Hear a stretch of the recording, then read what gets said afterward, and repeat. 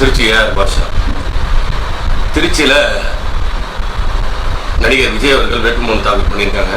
அதுவும் கிழக்கு தொகுதியில் அவர் பிறப்புக்கும் எல்லாப்புக்கும் சொல்லிட்டு ஒரு கொள்கையை வச்சுக்கிட்டு, ஆனால் அவருடைய மதம் சார்ந்த, அதாவது கிறிஸ்துவ வெள்ளாளர்களின் ஓட்டு அதிகம் இருக்கு, எப்படியும் நம்ம இங்கே ஜெயிச்சிடலாம் இந்த மக்களோட ஓட்டை வாங்கி அப்படின்னு சொல்லிட்டு ஒரு நப்பாசில் இங்கே நின்றுருக்காரு.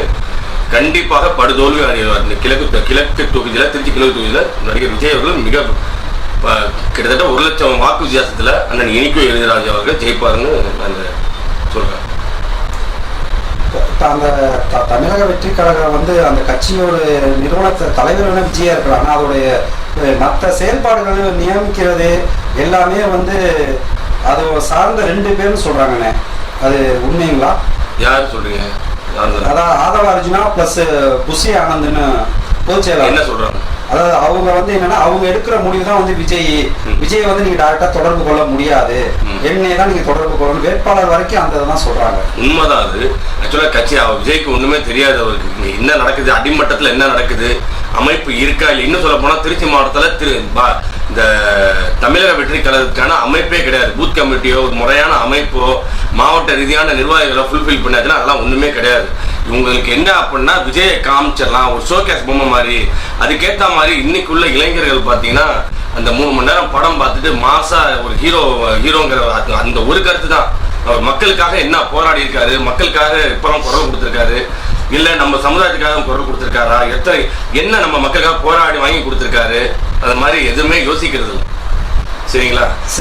சென்ற முறை திருச்சியிலாம் பொதுக்கூட்டம் போடுனாங்க. அப்போ எம்ஜிஆர் சிலைக்கு மாலை அணிவிக்கல. ஆனா இந்த முறை வேட்புமனு தாக்கல் பண்ணதுக்கு அடுத்த வேலையா எம்ஜிஆர் சிலைக்கு மாலை அணிவிச்சிருக்கிறாரு. அது அதாவது இத்தனை நாளா பாத்தீங்கன்னா, நான் கூட நேற்று பார்த்தேன், ஏஐல எம்ஜிஆரே துரத்தி அடிக்கிற மாதிரி. சரிங்களா? நீங்க அதை பார்த்துருப்பீங்கன்னு நினைக்கிறேன். அது உண்மைதான். அது இத்தனை நாளா பாத்தீங்கன்னா ஐயா கலைஞர் அவர்களுக்கு நான் செலவைக்கணும் அப்படி. ஏன் போன தடவை சைக்கிள் எடுத்துட்டு ஒரு ஊர்வலம் போயிட்டு யாருக்கு ஓட்டு போட்டார், வெளிப்படையா சொன்னார்ல, நான் திமுக தான் ஓட்டு போடுறேன் அப்படின்னு சொல்லிட்டு. அவரே தன்னோட ஓட்டை போன தடவை திமுக ஓட்டு போட்டு இந்த தடவை எம்ஜிஆருக்கு இதுதான். இது மாதிரி அவர் அரசியலுக்கான ஒரு புரிதலும் கிடையாது, அவருக்கு அந்த நாலேஜே கிடையாது, அரசியல் நாலேஜே கிடையாது.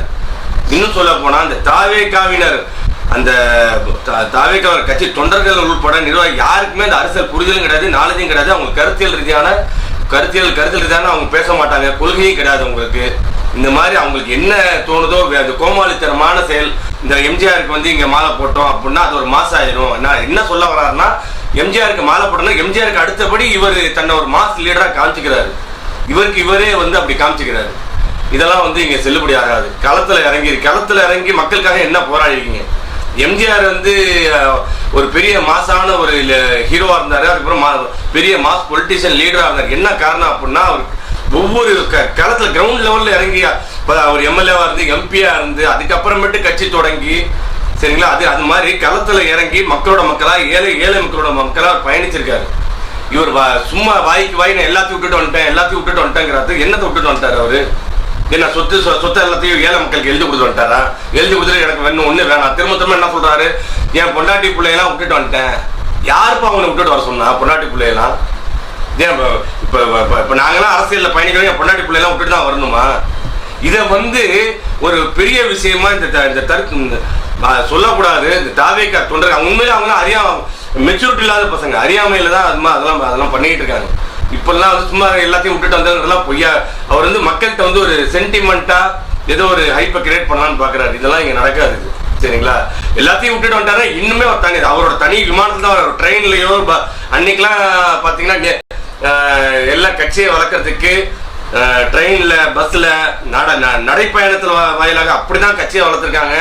அப்படிதான் ஒவ்வொருத்தவங்க பெரிய பெரிய லீடரா இருக்காங்க. ஆனா இவர் என்னடா, நான் எல்லாத்தையும் விட்டுட்டு வந்துட்டேன். இன்னைக்குமே பாத்தீங்கன்னா ஒரு தனி விமானத்துல தான் வராரு. ஒரு மேடைகள் இருந்து பேசுறாரா, இல்ல பிரஸ் மீட் அட்டன் பண்ணி பேசுறாரா, அதெல்லாம் ஒண்ணும் கிடையாது. இந்த மாதிரி ஒரு சிலை கிட்ட நின்று தான் ஒரு மாஸ் லீடர் மாதிரி காமிச்சிட்டு அங்க ஒரு 20 நிமிஷம் அந்த பேப்பரை பார்த்து மக்கப் பண்ணி பேசிட்டு அப்படியே கிளம்பிடுறாரு.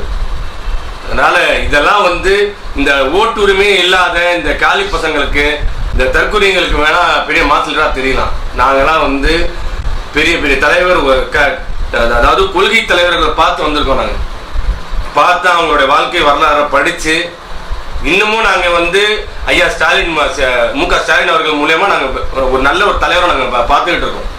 சரிங்களா? அந்த மாதிரி தலைவர்களை பார்த்து பயணித்து வந்தவங்க கண்டிப்பாக இந்த மாதிரி தற்கொலை பின்னாடி போக மாட்டாங்க. நானும் தாவேக்காவிலேருந்து வெளியில் வந்த காரணம் அதுதான். மற்ற மாவட்டங்கள் இருக்கட்டும், தொண்டர்கள் யாருமே நேரடியாக தொடர்பு கொள்ள முடியாத ஒரு குற்றச்சாட்டு வருது. அது இது வந்து கட்சியே கிடையாது. இது சரிங்களா? கட்சியே கிடையாது. இது வந்து சும்மா ஒரு ரசிகர்கள் பட்டாளத்தை வச்சுக்கிட்டு ஒரு இப்போ நேற்று வந்து எல்லாம் சொல்றதுன்னா இந்த மீடியாவுக்கும் ஒரு பெரிய இதில் வந்து ஒரு பங்கு இருக்கு. அதாவது விஜயகாந்தை வந்து அழிச்சா அந்த ஒரு நல்ல ஒரு தலைவர் அவரை வந்து ட்ரோல் பண்ணி அவருடைய அரசியல் வாழ்க்கையை காலி பண்ணதும் பார்த்தீங்கன்னா இந்த மீடியா தான்.